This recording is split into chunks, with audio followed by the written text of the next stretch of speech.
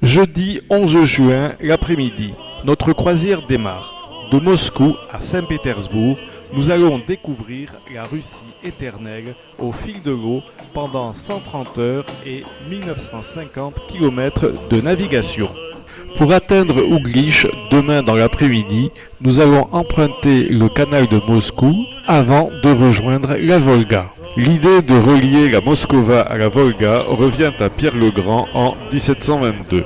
Mais faute de moyens, le projet tomba dans l'oubli. C'est Staline qui fait effectuer de 1932 à 1937, dans des conditions inhumaines, par les prisonniers du Goulag, des travaux gigantesques. 8 centrales hydroélectriques, 11 écluses. Le rêve de Pierre le Grand s'accomplit. Voyager sans obstacle par les voies fluviales entre Moscou et Saint-Pétersbourg et relier les 5 mers russes, la Baltique, la mer Blanche, la mer Caspienne, la mer Noire et la mer d'Azov, faisant de Moscou le port de 5 mers.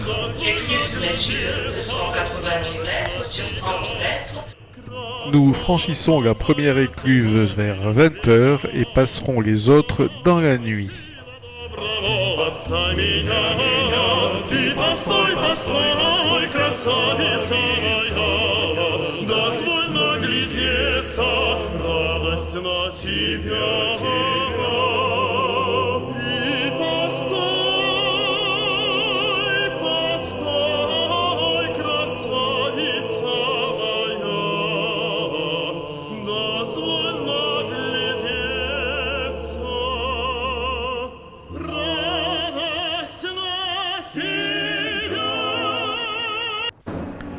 Vendredi 11 au petit matin, nous naviguons sur la Volga.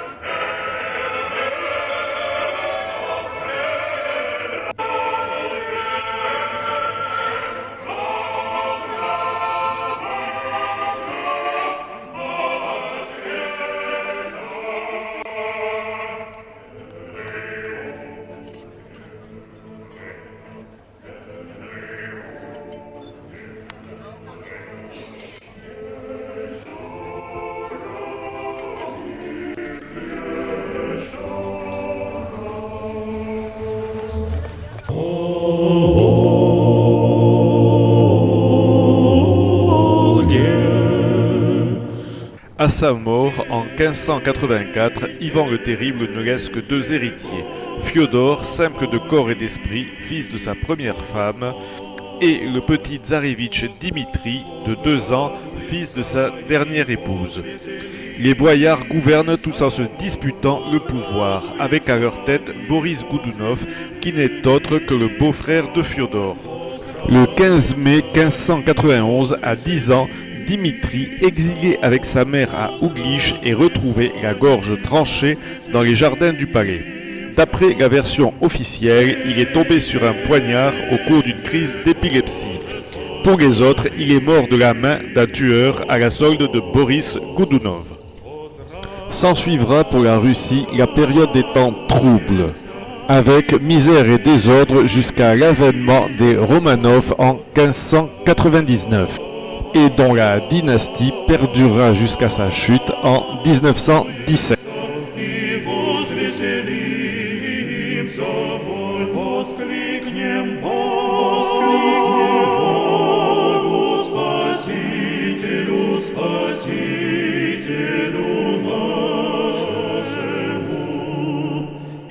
возле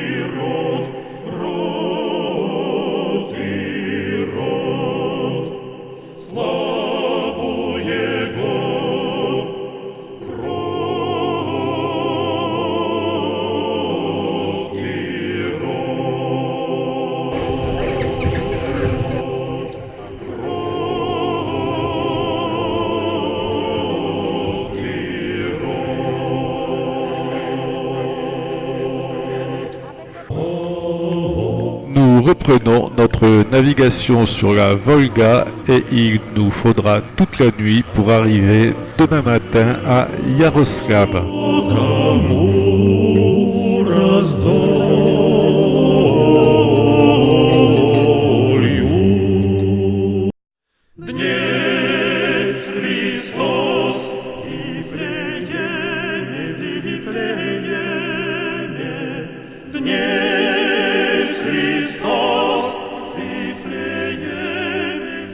Samedi 13 juin, nous approchons dans la matinée de Yaroslav, cité industrielle de plus de 600 000 habitants, ligne de front pendant la guerre patriotique de 41-45 contre le nazisme.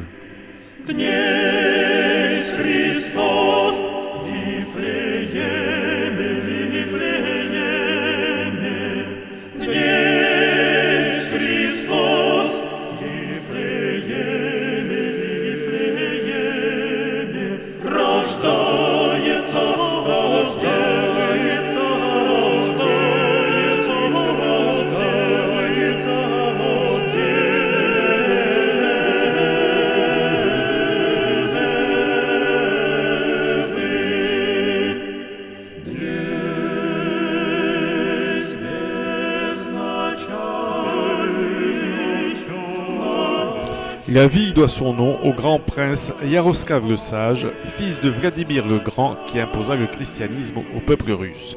C'est lors d'une visite d'inspection sur ses terres, en 1010, qu'il abat d'un coup de hache un ours sacré envoyé pour le défier par une tribu païenne d'un village appelé le Coin de l'Ours.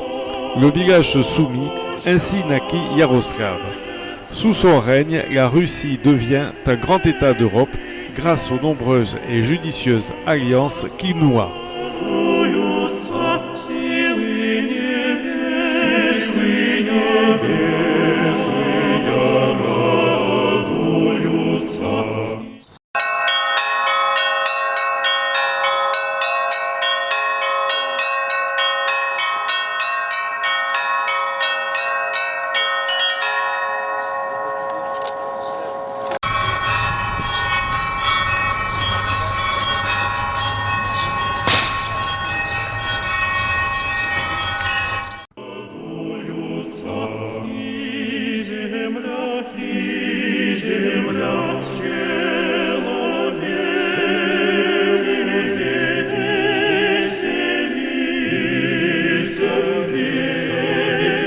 De nombreuses églises égrènent la cité.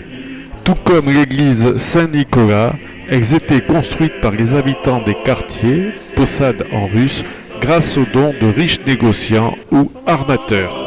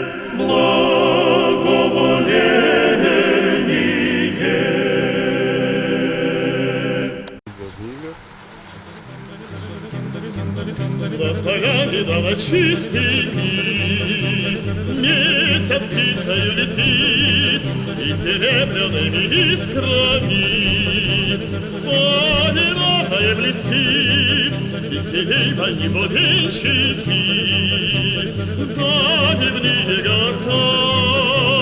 Ой, ты, удар, молодец моя. Les règles de la consommation de la vodka. Les règles des apostille, puisqu'il faut manger avec le vodka. Alors, on va goûter avec vous 5 vodkas différentes. C'est quelque chose pour passer la vodka et pour savourer.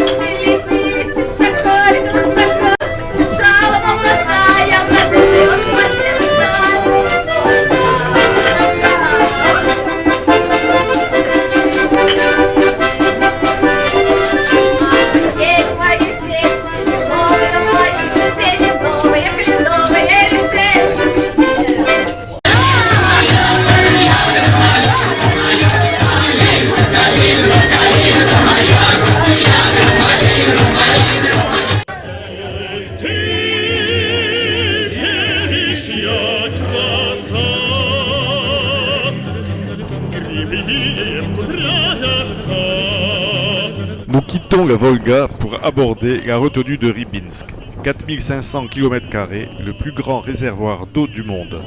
Construit de 1932 à 1941, sans grand respect des hommes et de la nature.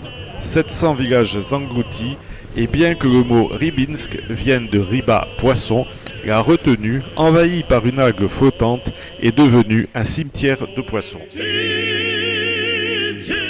Dimanche 14 juin, pour atteindre Goritsi vers midi, nous naviguons toute la matinée sur le canal Volga-Baltique long de 360 km qui relie le nord de la retenue de Rybinsk au sud du lac Onega, en remontant dans un premier temps jusqu'à Goritsi, la Chexna qui coule vers le sud.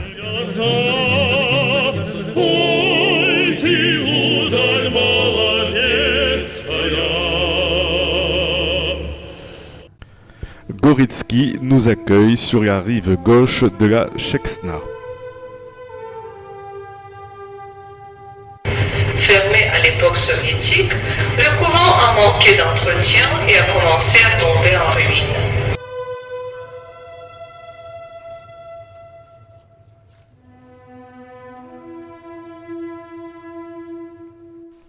Nous visitons l'école-collège du village.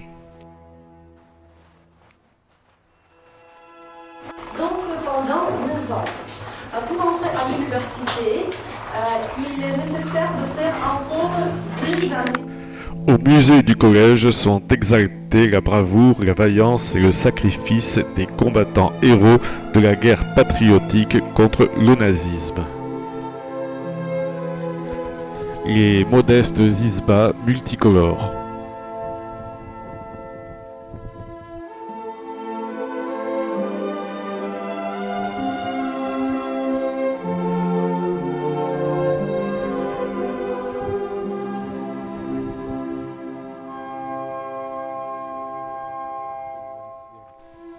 Le monastère de la Résurrection du XVIe siècle reprend tout doucement en vie grâce au courage de quelques religieuses. Notre navigation reprend en fin de journée sur le lac Blanc.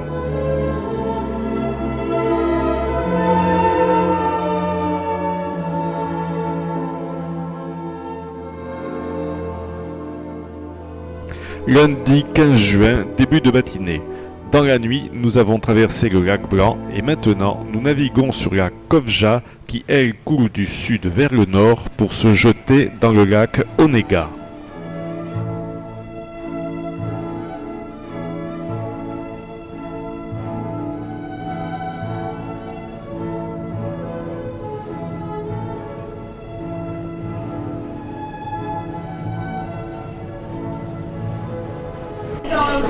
Officier en second, maîtrise. Et donc les limites pour les vagues, pour notre bateau, c'est aussi 3 mètres.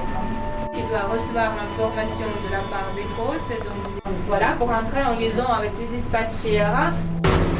L'après-midi, le bateau traverse du sud au nord sur 150 km les eaux bleues du lac Onega, 10 000 km², lac sacré vénéré, qui est au Karélien, ce que la Volga est aux Russes. pour arriver vers 17h à Kidji.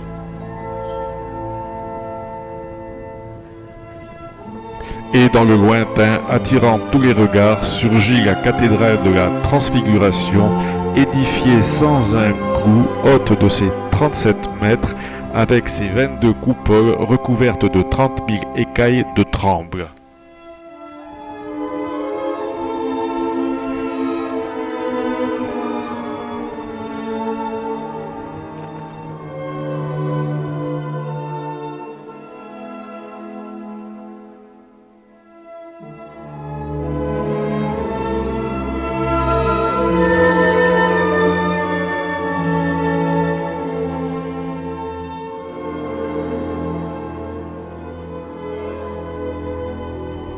Nous visitons cette isba traditionnelle qui pour un tiers abrite 4 générations et pour les 2 tiers bétail et volailles. Elle reflète le mode de vie patriarcal de la Russie du Nord.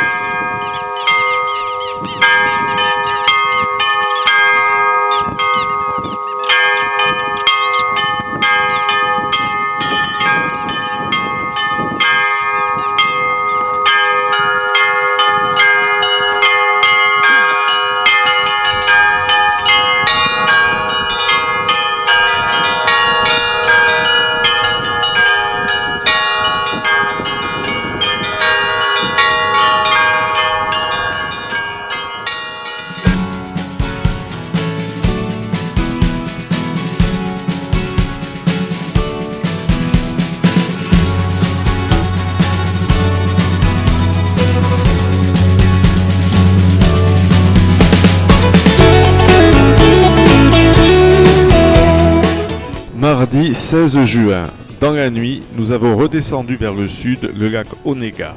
Tôt dans la matinée, nous franchissons l'écluse de la Haute Svir. Après la Svir, nous longerons la rive sud du lac Ladoga pour parcourir enfin la Neva et arriver mercredi 17 au matin à Saint-Pétersbourg.